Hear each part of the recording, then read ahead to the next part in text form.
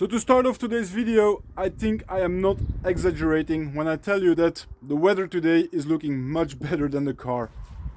I had to zip tie everything together on the track to keep everything together, and already with the amount of zip ties you can imagine how bad it is. Like, this lower part is completely sheared off, centerpiece completely missing, the front here is like completely split in half, big chunk missing. The other lower part here is also completely sheared off. Yeah, it's bad. Luckily, I was able to recover the biggest chunk of the bumper out of the gravel, and I think with a little bit of effort I might be able to salvage it.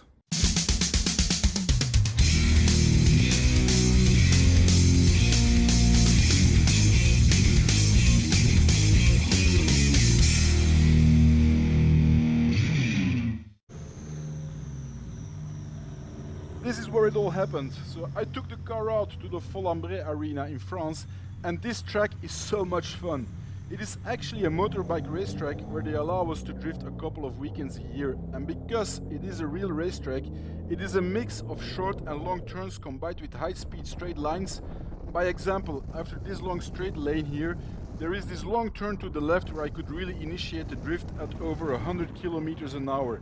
And that is so much different than the small practice tracks where I usually used to drive and where you could not even pass the second gear. This is such a huge step up, and I could really use all the potential of this powerful car. The car was performing so well, and as the day passed on, I improved my driving skills so much until I hit the sandbox. So here is some footage that I recorded that day.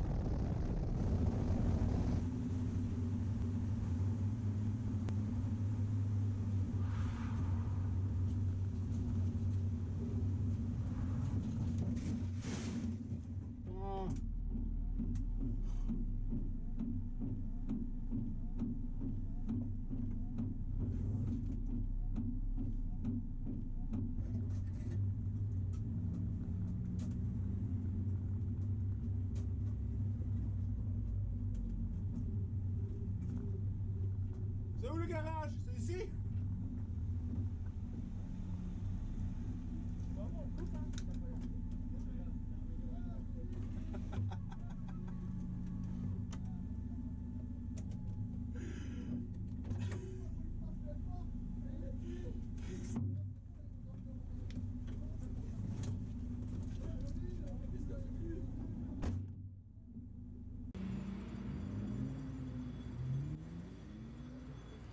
I managed to stitch everything together with a couple of zip ties. Luckily underneath nothing got touched, the intercooler is still okay, radiator isn't leaking, steering gun didn't got hit. So yeah, it's more like aesthetical, nothing that a couple of zip ties can't fix. So all good, we're back on the track.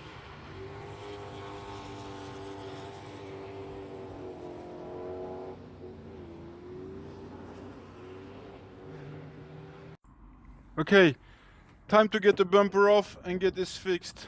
Snap. Zip ties everywhere, up, off. Yesterday evening I started on the front bumper and this is what it looks like for the moment. Luckily I'm good with fiberglass and resin, so I started with the side parts. Those were the most easiest parts to put back together. As you can see here, everything is back together. On this part there was some bit missing, but everything was reconstructed. I did the same part, the same thing on the other side. So there's again structure, everything is holding together, and that is what I need to start making the middle section again, because that is going to be the hardest part, because there everything is missing. Now when I take this part, it should line up on this side that I already checked, so that is not going to be too hard to repair. Problem is on the other side, there's not enough reference to know where it really goes. I think it should come here, but then again there's a lot of material missing. We'll see how it turns out. Another thing that I have had lying around for ages and that I never got to installing on the car is this bash bar, and I think this is now the perfect moment to install it since the front bumper is off. At least next time when I crash, no need for a front bumper and everything behind it will be protected to continue the day. It just needs some repairs, a little weld here and there, put some paint on it, and we can rock it.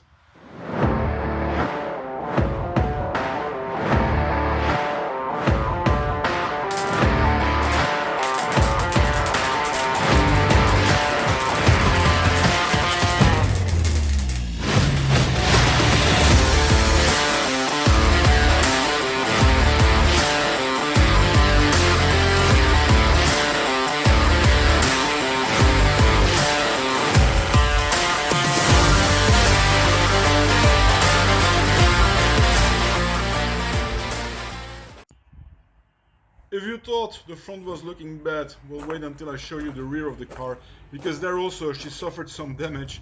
Well, you can see the alignment of the panels have had better days. The ducktail got completely ripped off. You can see the whole back got smashed into the side wing. Rear light broken. The exhaust got damaged. Yeah, well, unfortunately, I don't have any of it on video, but what happened is, in one of the apexes, I lost a rear and I smashed into the tire wall. The rear bumper also got teared off. Luckily, I was able to recover all of the big chunks. So, I just hope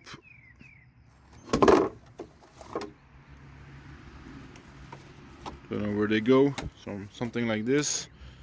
So yeah, I hope I can just glue them back together. Would save me some money, so I don't have to buy a new one. I moved the car out of the shed and loaded her on the trailer, and now here in daylight you can see a little bit better the damage that she suffered.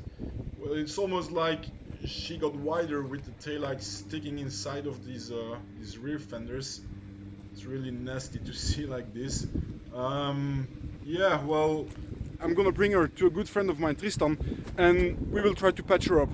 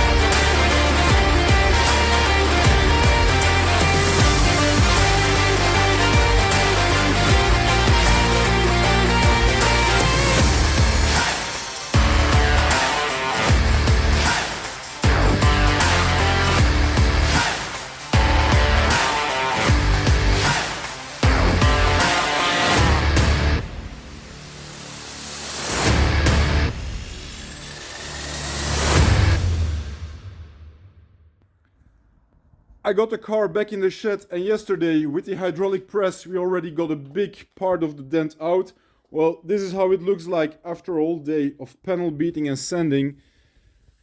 It's not 100% perfect, but it's already looking way better than it was. I'm pretty happy with the result, and since I will be having more damage in the future for sure, hopefully in a little bit more controlled way, but anyway, it's a drift car, it will get hit again. So for me, this is okay. Just gonna put some spray filler over it, paint it back black, and I guess that's it for now. I just got the car on the bridge to check out the exhaust system, because the exhaust system also got a lot of damage with the crash. And as you can see already, the back section I can throw away. Cannot fit my silencer in there anymore, and as most tracks oblige you to have a silencer in there for sound regulations, well, this back piece I can already throw away. You can see it completely moved inwards too, because it should be hanging in these rubber hangers on this side. So you can see 2 fingers, and then on the other side the hanger is completely stretched, which is also not normal. Looking at the back, well, you can see it got completely squeezed in, so normally it should be flat around here. Well, the whole tube got smashed into the silencer. The rest of the tubes seems to be okay, but when we go more to the front, you can see this hanger here got completely bent. So the whole tube just moved forward, which brings us to the downpipe, which you can see is also completely crushed. This I didn't see on the track, the car was still running, but yeah, well, I guess it will have a lot of influence on the turbo, not breathing freely. So this part also needs to be changed. Here is the new exhaust system I just got. Front pipe with the flexible parts, so it has some room to flex, and like this it doesn't put stress on the turbo. Complete new middle section, and then end box, all shiny, all new, ready to go and get installed. As I mentioned before, one of the reasons I needed the new back section is because of this end tip that is completely twisted. And on the right you can see with the new one why it is really important, because inside this tip you've got a cone, and with this cone it's really sound deadening, and with all of the new regulations on the track, when you don't have sound deadening, they're not allowed you to drive. Check this out, this is what I call working with a view. I just had to share it.